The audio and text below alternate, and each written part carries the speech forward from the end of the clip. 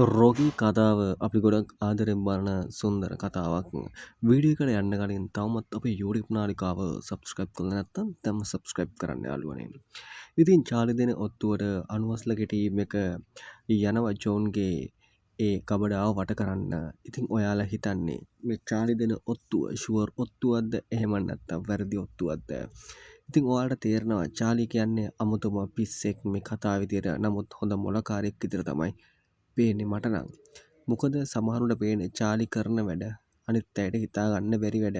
ඉතින් චාලිගේ ටාගට් එක අනුවස්ලි ඉවර කරන එක, ඒ වගේම ජෝනුත් ඉවර කරලා එයාට මේකේ රජ වෙන්න ඕන එක.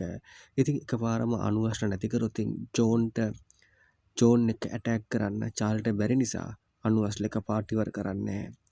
අනුවස්ලට මේ ගේම් එක දිනන්න චාලි ඉඩ දෙනවා. ඊට පස්සේ ජෝන්ගේ හැමදේම විනාශ වුණාන් පස්සේ තමයි චාලි වැඩ පටන් ගන්නෙ.